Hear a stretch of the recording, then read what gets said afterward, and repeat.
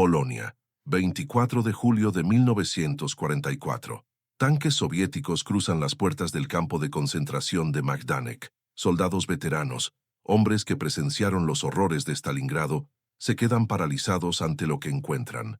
Algunos vomitan, otros simplemente lloran. Montones de zapatos de niños, montañas de cabello humano, y ese inconfundible olor a carne quemada que impregnaba cada centímetro del lugar.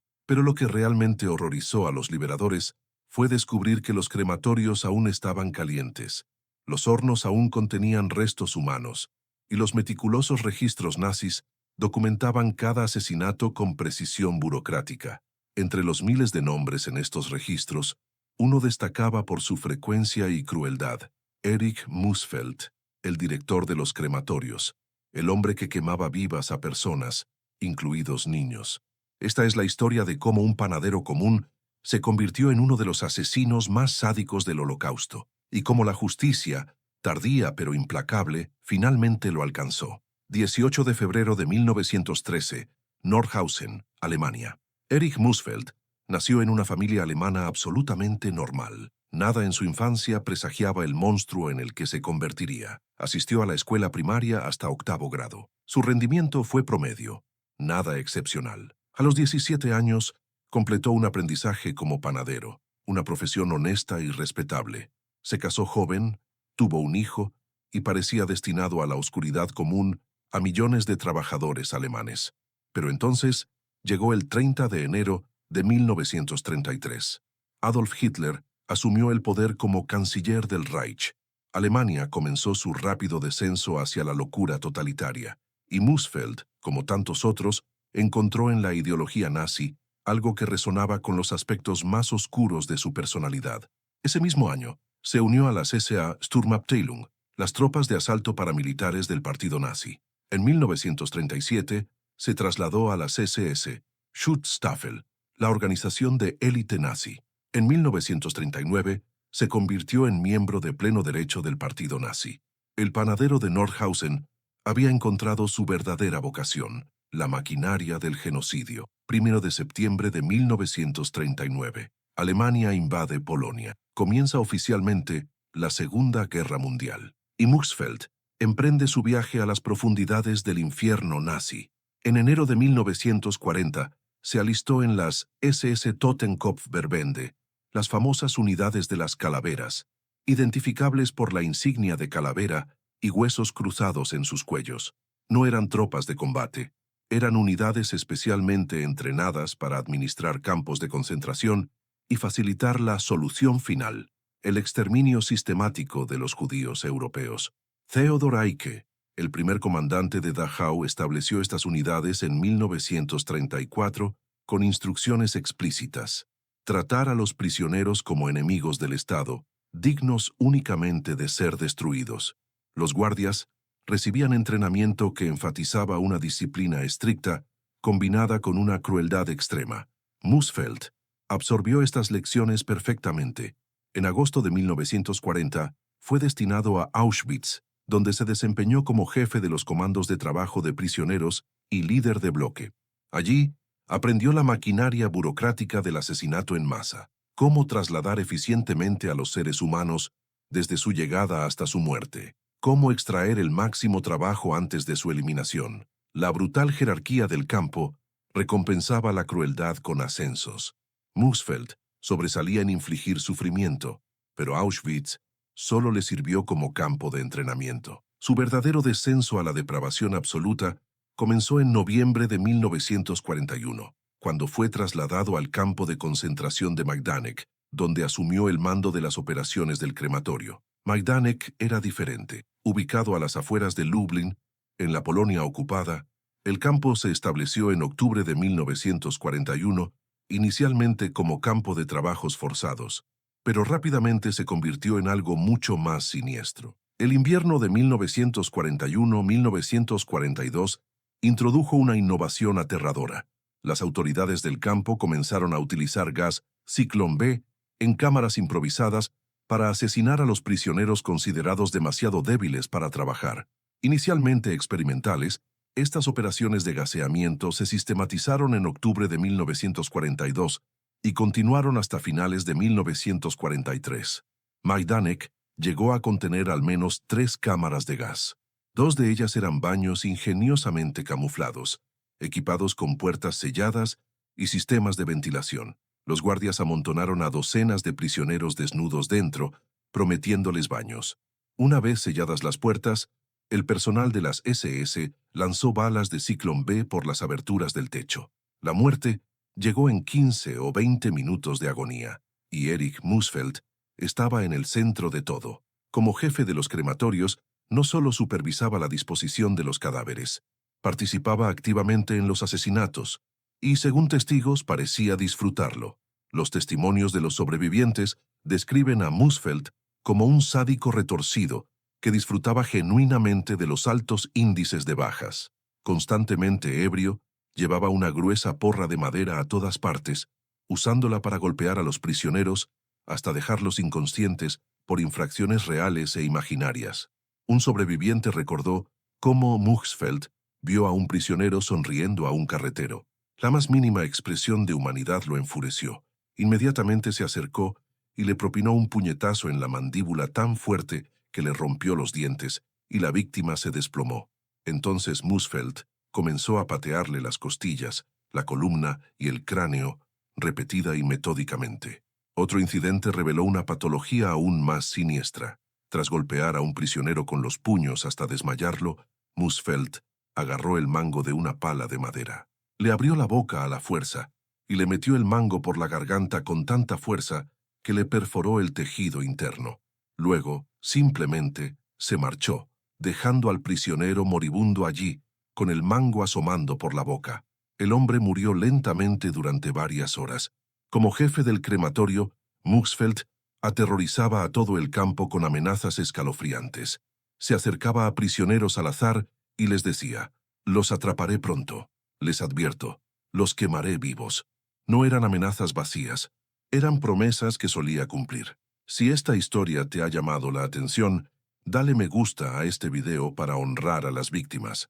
Suscríbete al canal y activa la campanita para no perderte el próximo capítulo oscuro de la historia. Comenta qué personaje histórico sombrío quieres que investiguemos a continuación. Finales de octubre de 1943. Comienzan a circular órdenes extrañas en Majdanek y otros campos cercanos. A los prisioneros judíos de Majdanek, Poniatova y Trauniki se les ordena cavar trincheras largas y profundas. Las autoridades del campo afirman que son para defensa aérea. Los prisioneros saben lo que realmente son. Los días 3 y 4 de noviembre de 1943 se produjo la mayor masacre de judíos, perpetrada en un solo día por las fuerzas alemanas durante todo el Holocausto. Aproximadamente 43.000 prisioneros judíos fueron asesinados sistemáticamente en 48 horas. La operación tenía un nombre cínico: Aktion Erntefest, Operación Fiesta de la Cosecha. Los guardias ordenaron a las víctimas que se desnudaran por completo y luego caminaran hacia las trincheras que habían cavado. Una vez apiñadas dentro, las tropas de las SS apostadas en los bordes abrieron fuego con ametralladoras y fusiles. La matanza continuó durante horas. Altavoces esparcidos por el campo emitían música a todo volumen. Marchas, piezas clásicas, canciones populares, todo diseñado para ahogar los gritos y disparos. Heinrich Himmler ordenó personalmente esta masacre tras varias revueltas de prisioneros judíos. El mensaje era claro: la resistencia se enfrentaría a la aniquilación total, y Erich Musfeld estuvo entre quienes apretaron el gatillo ese noviembre. Los testigos informaron que parecía revitalizado por la masacre, emocionado por el número de muertos. Un relato particularmente horrorífico. Entre los numerosos testimonios recogidos después de la guerra, un relato en particular revela la profundidad de la depravación de Musfeld. Una joven polaca de 20 y tantos años descubrió que la estaban gaseando. Cuando Musfeld fue a buscarla, lo atacó, arañándole la cara mientras gritaba: «¿Por qué debería morir?». Su respuesta: «Serás quemado vivo por esto». Ordenó a los guardias que le ataran las manos y los pies con alambre, y luego la ataron al carro de metal utilizado para transportar los cadáveres a los hornos crematorios. Ella estaba completamente consciente, gritando, y luego empujaron el carro hacia las llamas. Este no fue un caso aislado. Musfeld había desarrollado un patrón de ejecuciones particularmente crueles para quienes lo desafiaban. Quemar personas vivas se convirtió en su sello distintivo, su forma de demostrar su poder absoluto sobre la vida y la muerte. Terror cotidiano. Largas filas de condenados se formaban a diario fuera del crematorio, esperando ser ahorcados en ganchos metálicos. Musfeld seleccionaba personalmente a las víctimas entre los presos más débiles en días con bajas tasas de mortalidad natural. Varios testigos declararon que Musfeld disfrutaba especialmente asesinando a niños judíos. Jerzy Lang, sobreviviente del Holocausto, brindó un testimonio escalofriante sobre un patrón que se repetía. Lang vio a Musfeld caminando hacia el crematorio con 2 niños judíos pequeños en cada mano, 4 niños en total, ninguno mayor de 8 años. Musfeld entró con ellos al crematorio. Momentos después, se oyeron disparos y luego silencio. Entonces, Musfeld apareció solo, a veces silbando, a veces riendo. Para amortiguar los gritos de los niños durante las ejecuciones, el personal del campamento aceleraba los motores de los camiones estacionados junto al crematorio. Estos eran los mismos camiones que se utilizaban para transportar los cadáveres a los lugares de incineración en el bosque. Los números del terror. Cuando las fuerzas soviéticas liberaron Majdanek el 24 de julio de 1944, encontraron menos de 500 prisioneros judíos con vida, entre 80.000 y 120. 100 personas perecieron en Majdanek entre octubre de 1941 y julio de 1944. Las SS asesinaron a decenas de miles de judíos en Majdanek mediante múltiples métodos: gaseamiento, fusilamientos, ahorcamientos, palizas, inanición deliberada y enfermedades provocadas. La mayoría de las víctimas llegaron como trabajadores forzados y murieron al ceder sus cuerpos a las brutales condiciones. Pero muchas, sobre todo durante la Operación Fiesta de la Cosecha, fueron asesinadas simplemente por ser judías. Y Musfeld estaba en el corazón de esta maquinaria de muerte, no como un observador distante ni un burócrata atado a un escritorio. Estaba allí, en las trincheras, en los crematorios, apretando gatillos, metiendo cuerpos en hornos, decidiendo quién viviría un día más y quién moriría en ese preciso instante. El traslado a Auschwitz-Birkenau. En mayo de 1944, Musfeld fue trasladado de nuevo a Auschwitz-Birkenau, donde supervisó las operaciones del crematorio durante la liquidación de cientos de miles de judíos húngaros. Birkenau fue el principal centro de exterminio judío.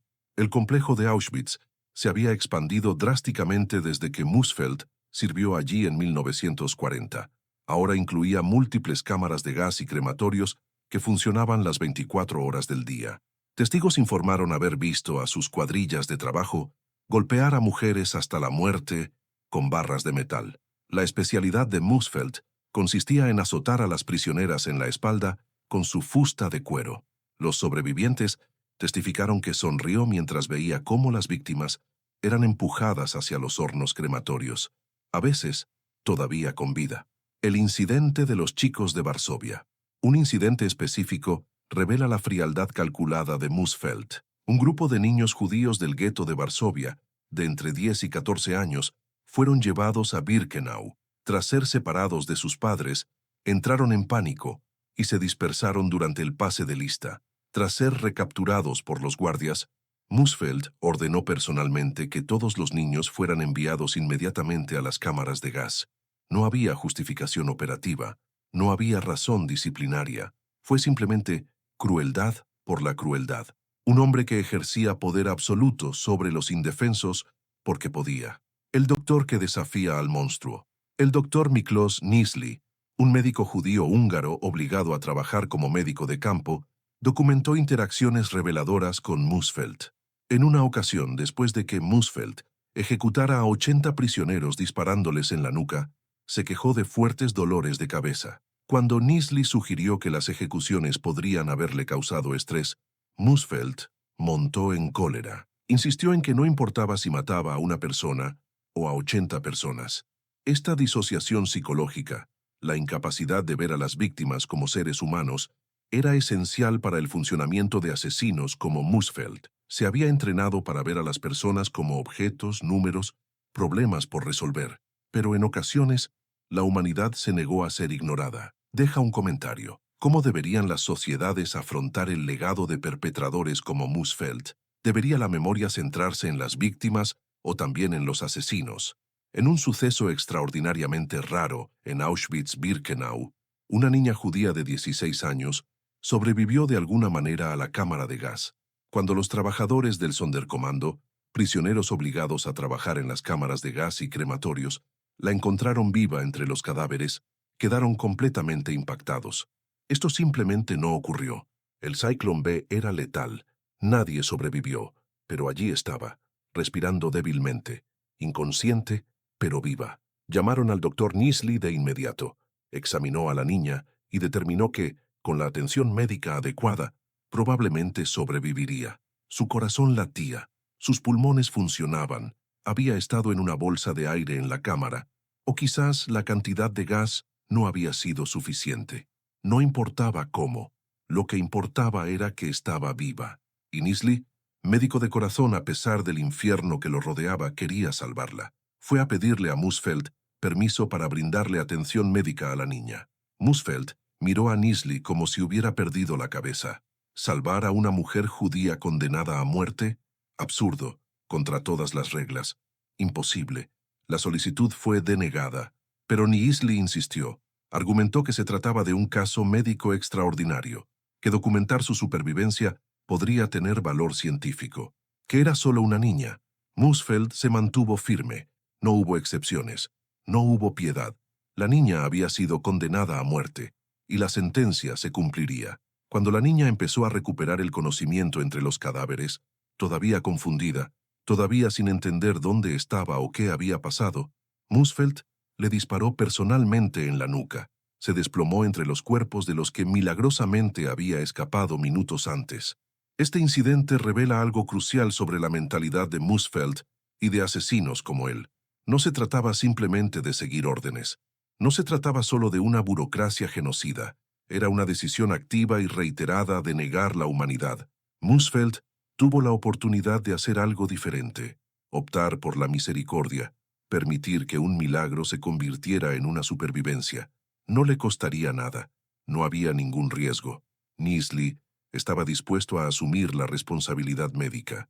Pero Moosfeld eligió el asesinato, porque en su mente retorcida los judíos no merecían vivir, no merecían segundas oportunidades, no merecían milagros. Esta deshumanización sistemática fue la esencia del Holocausto. No fue solo una política de Estado, fue una filosofía encarnada por miles de personas como Moosfeld, quienes día tras día eligieron ver a los seres humanos como problemas que debían eliminarse. En agosto de 1944, mientras las fuerzas soviéticas avanzaban implacablemente desde el este, el régimen nazi se enfrentó a una grave escasez de personal militar. Incluso hombres como Moosfeld, esenciales para la maquinaria de exterminio, fueron llamados al combate. Moosfeld fue enviado al Frente Oriental. Para un hombre acostumbrado a ejercer un poder absoluto sobre víctimas indefensas, el impacto de enfrentarse a soldados armados que contraatacaron debió ser inmenso. No duró mucho. Tras sufrir heridas de combate, fue trasladado al campo de concentración de Flossenbürg a principios de abril de 1945. Flossenbürg, ubicado en Baviera, fue uno de los campos más brutales del sistema nazi. Las autoridades nazis crearon deliberadamente condiciones tan horrorosas que las tasas de suicidio entre los prisioneros se dispararon. Los guardias llevaban a cabo regularmente ejecuciones arbitrarias, obligando a los prisioneros a pasar lista extraordinariamente largos que duraban 6 u 8 horas, incluso en el frío glacial del invierno bávaro. Moosfeld llegó a un campo sumido en el caos. Los soviéticos avanzaban desde el este, los estadounidenses avanzaban desde el oeste. El Reich de los 1000 años estaba en sus últimas semanas, y todos lo sabían. A mediados de abril de 1945, ante la aproximación de las fuerzas estadounidenses, el campo fue evacuado. Lo que siguió se conoció como una de las muchas marchas de la muerte, intentos desesperados de los nazis por trasladar a los prisioneros antes de que los aliados los liberaran. Miles de prisioneros débiles, enfermos y hambrientos fueron obligados a caminar largas distancias sin suficiente comida ni agua. Quienes se desplomaban de agotamiento eran ejecutados sumariamente. Testigos vieron a Musfeld disparar personalmente a decenas de prisioneros que se desplomaban de agotamiento durante la marcha. Hasta el final, hasta los últimos días del Reich, continuó matando. Por estas atrocidades que abarcaron múltiples campos, la Alemania nazi le otorgó a Erich Musfeld la Cruz al Mérito de Guerra de segunda clase. Un asesino en masa recibe una medalla por asesinato en masa. La lógica perversa del régimen nazi en su estado más puro. 8 de mayo de 1945. Alemania se rinde incondicionalmente. El Reich ha terminado. Hitler ha muerto. Las fuerzas aliadas ocupan el país. Y Erich Musfeld, el jefe del crematorio que quemó a miles de personas, es capturado. No hay informes de que intentara esconderse o huir. Quizás estaba demasiado exhausto. Quizás no creía que rendiría cuentas. Muchos nazis no lo creían. O quizás, en algún sentido, sabía que no había escapatoria. Las fuerzas estadounidenses lo arrestaron y comenzaron a recopilar pruebas. Pero pronto quedó claro que los peores crímenes de Musfeld habían ocurrido en suelo polaco, en Majdanek, en Auschwitz, y Polonia quería justicia. Antes de ser extraditado a Polonia, Musfeld fue juzgado por un tribunal militar estadounidense en enero de 1947 por las atrocidades cometidas en Flossenbürg. Las pruebas eran contundentes. Testigos describieron sus ejecuciones durante la Marcha de la Muerte. Documentos confirmaron su posición en el campo. Veredicto: culpable. Sentencia: cadena perpetua. Pero eso no fue suficiente, ni para Polonia, ni para los supervivientes de Majdanek y Auschwitz. Los peores crímenes de Musfeld se habían cometido en territorio polaco, contra ciudadanos polacos, en campos de concentración polacos ocupados. Polonia solicitó formalmente la extradición, y los estadounidenses accedieron. Para Musfeld, la extradición a Polonia debió ser aterradora. Sabía lo que había hecho, conocía los testimonios que le aguardaban, y sabía que los polacos, cuyos ciudadanos había asesinado por miles, no tendrían piedad. Durante la guerra, Musfeld le dijo una vez a un prisionero político polaco: si ustedes, los polacos, no fueran tan tontos, no tendríamos que quemarlos en los crematorios. Ahora estos mismos polacos serían los que juzgarían. La ironía no pasó desapercibida para nadie. El hombre que había tratado las vidas polacas como algo desechable, ahora sería juzgado por la justicia polaca. El hombre que negó la humanidad a miles, ahora tendría que enfrentarse a esa humanidad en un tribunal. En noviembre de 1947, Musfeld fue trasladado a la prisión de Montelupich en Cracovia. Esta prisión tenía su propia historia oscura. La Gestapo la había utilizado durante la ocupación para torturar y ejecutar a miembros de la resistencia polaca. Ahora sería sede del juicio a uno de los peores criminales de guerra nazis. Musfeld sabía lo que le aguardaba. Otros comandantes nazis ya habían sido juzgados y ejecutados. Rudolf Höss, comandante de Auschwitz, había sido ahorcado en abril de 1947 cerca del crematorio que supervisaba. No había ilusiones. No había esperanza de clemencia. La justicia estaba por llegar. Comenta a continuación: ¿crees que la justicia tardía sigue siendo justicia? ¿O el tiempo le resta sentido al juicio? El Tribunal Supremo Nacional de Polonia inauguró su sesión en Cracovia. La sala estaba repleta de supervivientes, periodistas y observadores internacionales. El mundo entero observaba. En el banquillo de los acusados, Erich Musfeld se sentó junto a otros acusados del complejo de Auschwitz. Pero él sabía, todos lo sabían, que su caso era particularmente horroroso, no solo por el número de víctimas, sino también por la naturaleza sádica de sus crímenes. El juicio se desarrollaría en polaco, con traducción al alemán. Musfeld usó auriculares para escuchar la traducción. Parecía más pequeño de lo que sugerían los informes. Un hombre común y corriente de 34 años, no el monstruo que recordaban los supervivientes. Pero las apariencias engañan. Las acusaciones. El fiscal presentó una lista devastadora de crímenes. 1. Participación activa en el funcionamiento de las cámaras de gas de Majdanek y Auschwitz. 2. Asesinato personal de cientos de prisioneros mediante disparos, palizas y quemaduras. 3. Participación en la Operación Fiesta de la Cosecha, la masacre de 43.000 judíos. 4. Ejecución de niños, incluido el asesinato personal de grupos de niños pequeños. 5. Tortura sistemática de prisioneros. 6. Quemando personas vivas en los hornos crematorios. Cada acusación fue documentada meticulosamente. Los nazis, en su obsesión burocrática, habían mantenido registros detallados, y esos registros ahora se estaban utilizando en su contra. Uno a uno, los sobrevivientes subieron al estrado. Les temblaba la voz. Algunos lloraban al hablar, otros mantuvieron la compostura, decididos a testificar con dignidad. Lang describió el patrón que presenció repetidamente en Majdanek. Musfeld, caminando hacia el crematorio sosteniendo a niños pequeños de las manos, entrando al edificio, mientras se escuchaban disparos, y luego emergiendo solo. Lo vi hacer esto al menos 5 veces, testificó Lang. Siempre con niños, siempre niños pequeños. Se los llevaba sonriendo, como un tío amable. Y luego los disparos. Una mujer que pidió el anonimato describió el incidente de la joven polaca que fue atada al carro y empujada viva al horno. Estaba a solo unos metros, dijo. Oí sus gritos. Vi su rostro. No mostraba ninguna emoción, ninguna, como si simplemente estuviera haciendo su trabajo. El médico húngaro, que había sobrevivido a Auschwitz trabajando como médico forzado, proporcionó un testimonio técnico devastador sobre las operaciones del crematorio.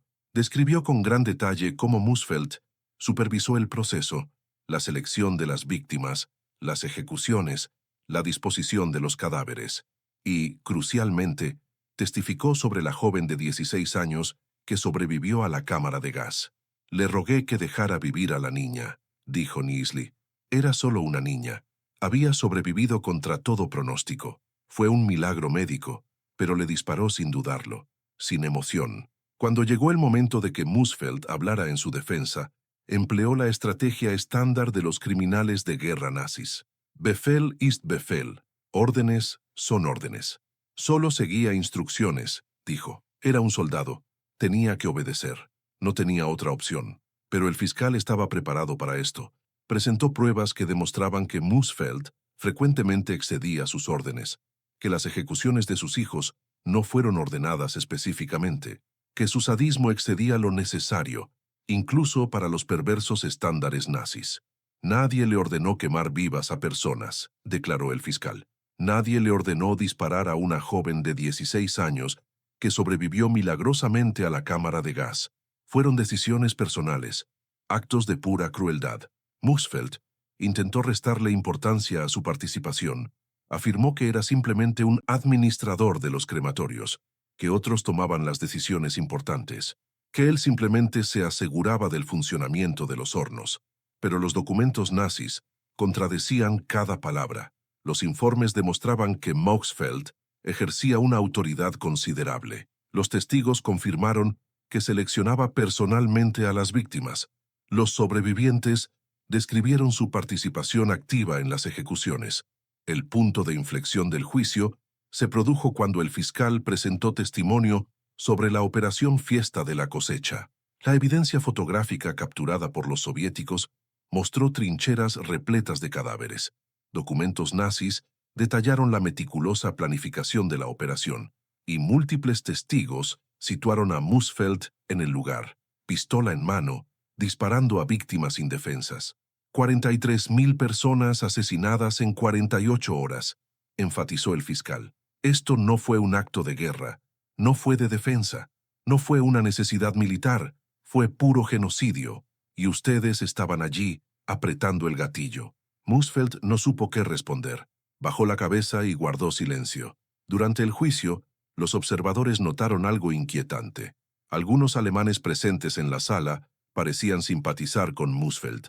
Murmuraban que lo estaban utilizando como chivo expiatorio, que simplemente cumplía órdenes, que los verdaderos culpables eran los líderes nazis, no los verdugos de bajo rango. Esta reacción revela la profunda negación que la sociedad alemana de posguerra tenía sobre el alcance de la complicidad. Era más fácil creer que solo una pequeña élite de nazis fanáticos había cometido atrocidades. La alternativa, aceptar que miles de alemanes comunes habían participado activamente en el genocidio, Era psicológicamente insoportable, pero los polacos presentes no toleraban tales justificaciones.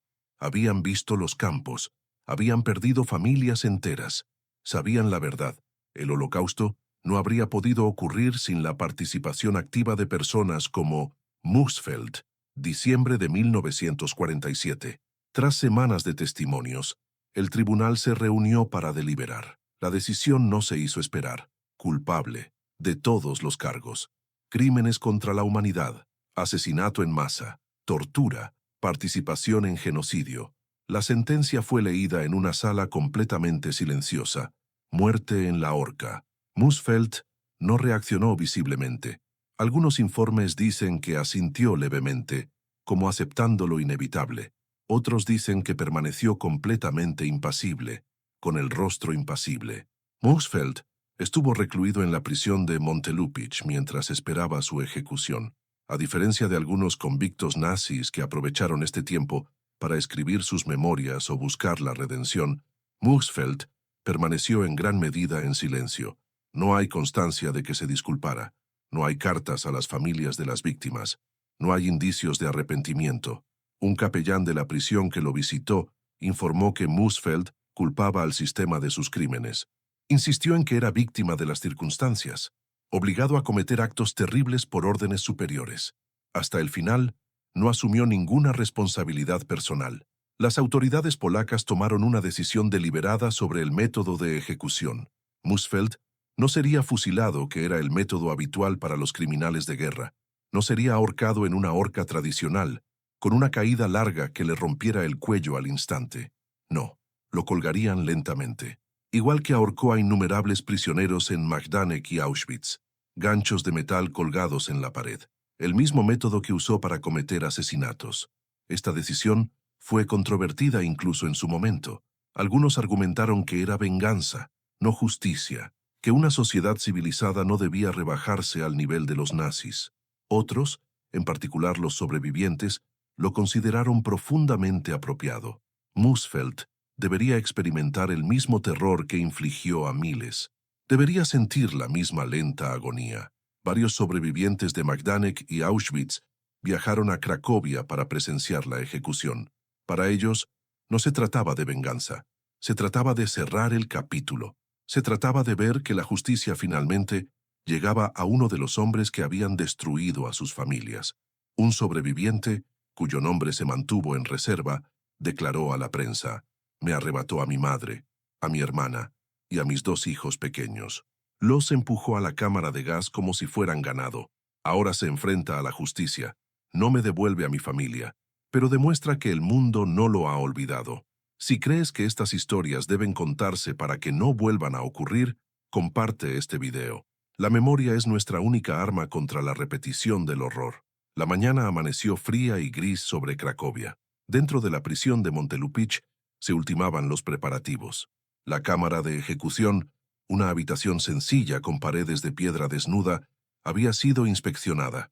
Se habían probado los ganchos metálicos. Todo estaba listo. A Erich Musfeld lo despertaron a las 5:01 am. Le ofrecieron un último desayuno, que rechazó. Un capellán acudió a administrarle la extrema unción. Musfeld también declinó.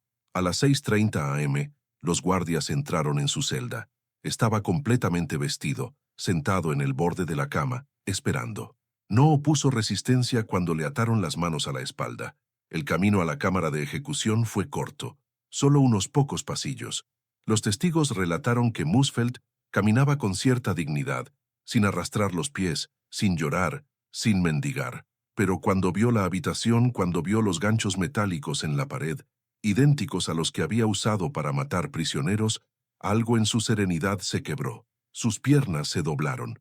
Los guardias tuvieron que sujetarlo. No hay constancia de sus últimas palabras. Si Musfeld dijo algo, no se consideró digno de documentación. Los guardias lo colocaron en un taburete de madera. Le colocaron la cuerda alrededor del cuello, sujetándola al gancho superior. La cuerda era gruesa y áspera, nada que ver con las cuerdas cuidadosamente calculadas que se usan en los ahorcamientos humanitarios, diseñadas para romper el cuello al instante. Esta cuerda está diseñada para estrangular, lentamente. Musfeld empezó a temblar. Su respiración se aceleró. Por primera vez en todo el juicio mostró un miedo visible.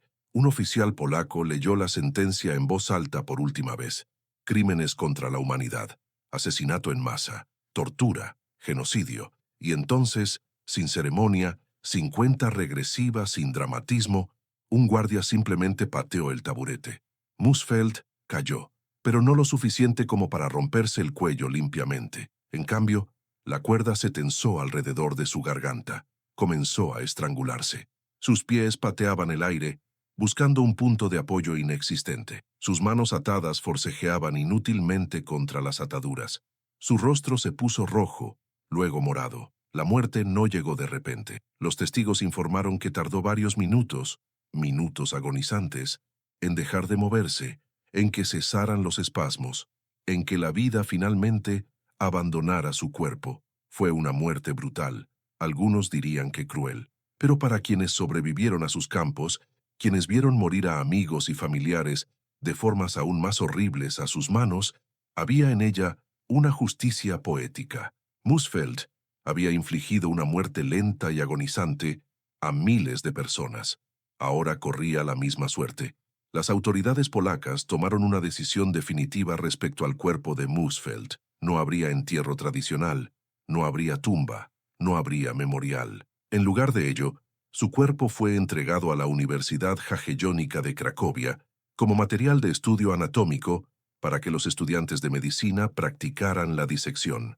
Esta decisión tenía un profundo peso simbólico.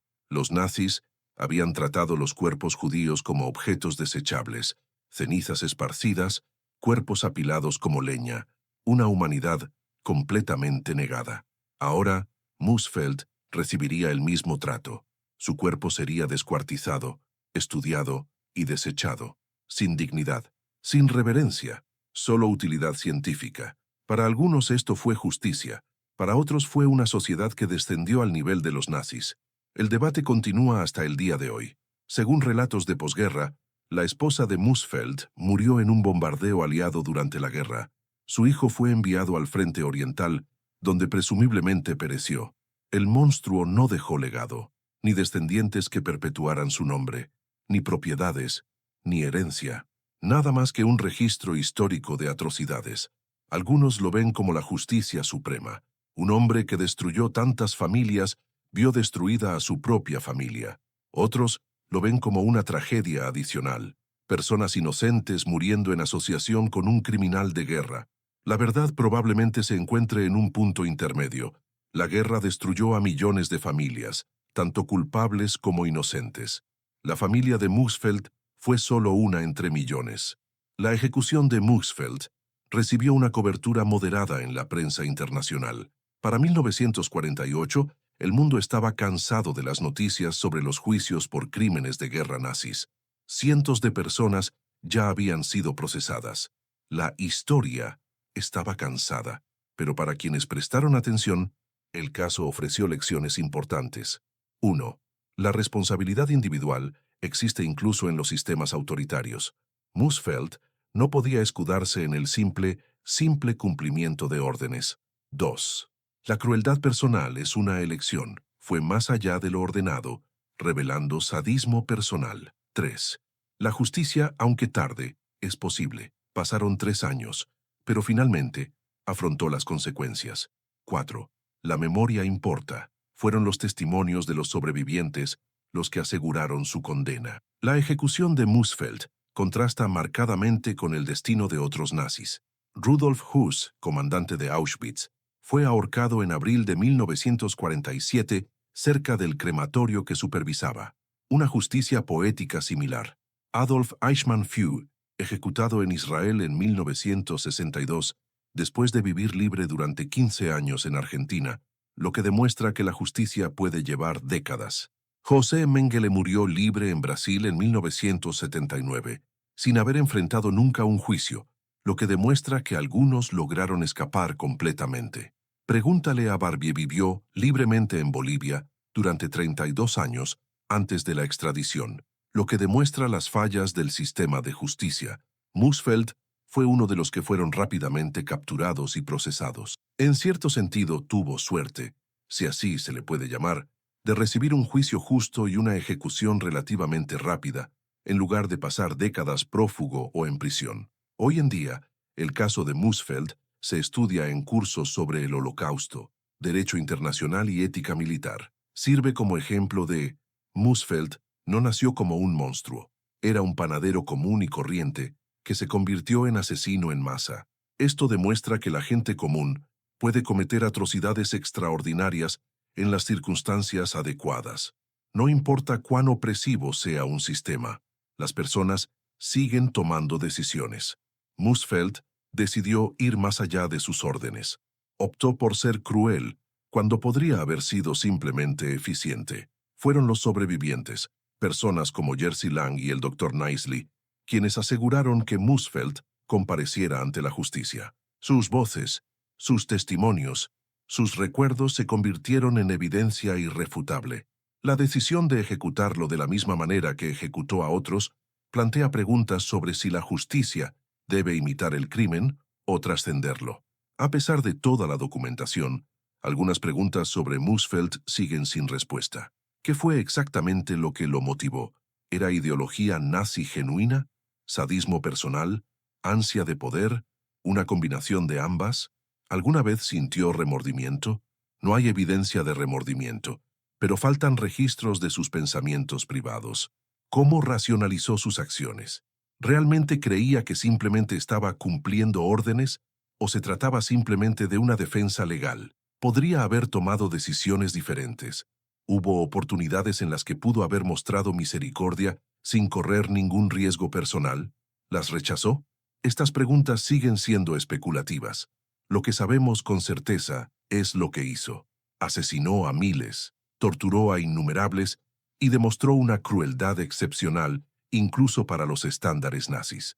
No hay ninguna estatua de Erich Moosfeld, no hay ninguna placa, no hay ningún museo dedicado específicamente a su historia. Y eso es lógico, pero su historia perdura en los numerosos memoriales del Holocausto de todo el mundo. En Majdanek, ahora un museo conmemorativo, los visitantes recorren los mismos crematorios que dirigió. En Auschwitz-Birkenau, preservados como testimonio permanente, los hornos que supervisó aún existen. Estos lugares no lo conmemoran a él, sino a sus víctimas. Pero implícitamente, dan testimonio de hombres como él, de la capacidad humana para el mal, de los peligros de la deshumanización, de la importancia de la vigilancia moral. En un sentido muy real, la víctima final de Moosfeld fue él mismo. No en el sentido de que mereciera compasión, pues no la merece, sino en el sentido de que destruyó su propia humanidad junto con la de sus víctimas.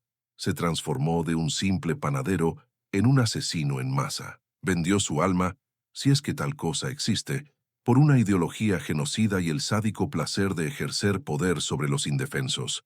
Al morir, estrangulado por aquel gancho de metal, dejó de ser plenamente humano. Se había convertido en la monstruosidad que creó. ¿Qué lección aprendes de la historia de Moosfeld? Comenta abajo, y continuemos esta importante reflexión en los comentarios. Casi 80 años después de la ejecución de Erich Moosfeld, ¿por qué debería importarnos? ¿Por qué revivir estas atrocidades? ¿Por qué no simplemente dejarlas atrás? La respuesta es sencilla y aterradora, porque podría volver a ocurrir. En 2024, seremos testigos de genocidio en Tigray, Etiopía, campos de concentración para uigures en China, masacres en Myanmar contra el pueblo rohingya, crímenes de guerra en Ucrania, limpieza étnica en diversas regiones de África. La máquina genocida no fue desmantelada en 1945, simplemente cambió de dirección, y en cada uno de estos conflictos modernos hay personas como Moosfeld, personas comunes que optan por convertirse en perpetradores, que justifican las atrocidades como necesarias o simples órdenes. A psicología do perpetrador. Los estudios psicológicos desde el Holocausto, incluido el famoso experimento de Milgram y el experimento de la prisión de Stanford, han demostrado algo aterrador. La mayoría de las personas son capaces de cometer atrocidades bajo ciertas condiciones. 1. Autoridad percibida. Cuando las figuras de autoridad ordenan acciones, la mayoría obedece incluso cuando son moralmente problemáticas. 2. Deshumanización de las víctimas. Cuando se nos enseña a ver a ciertos grupos como menos que humanos, se vuelve más fácil hacerles daño. 3. Difusión de responsabilidad. Cuando participan muchos, los individuos sienten menos responsabilidad personal. 4. Normalización gradual. Los pequeños actos de crueldad se convierten gradualmente en atrocidades mayores. 5. Presión de los pares. Cuando otros alrededor participan, es difícil resistirse. Musfeld ejemplificó todos estos factores, pero fue más allá.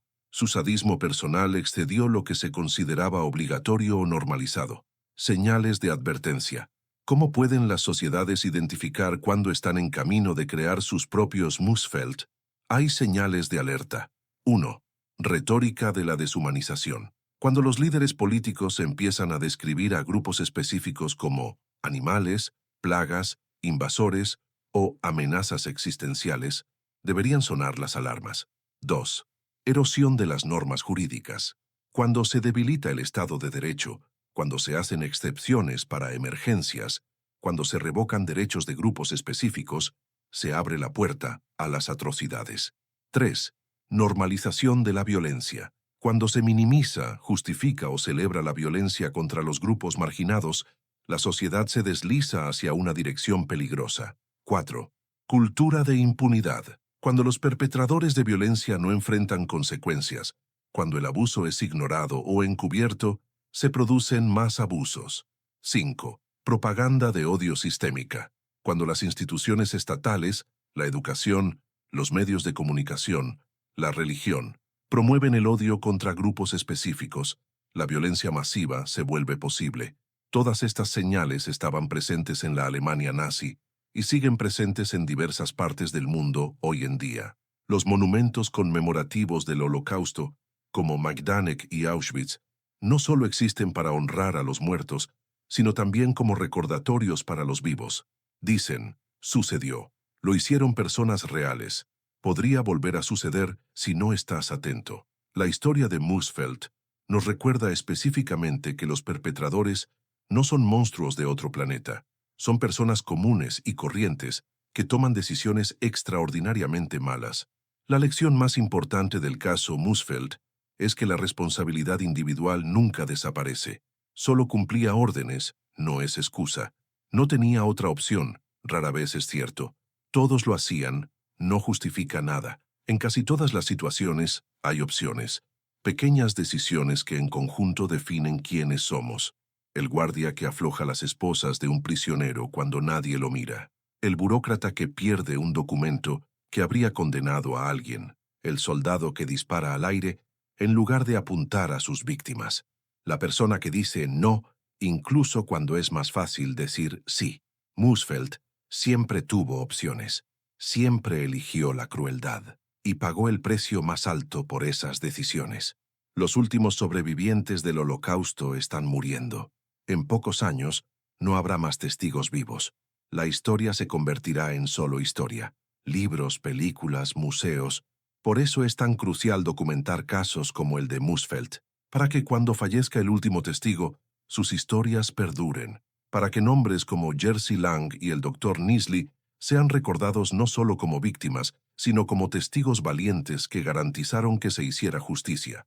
Si hay un mensaje central en la historia de Erich Musfeld, es este. El mal no es abstracto.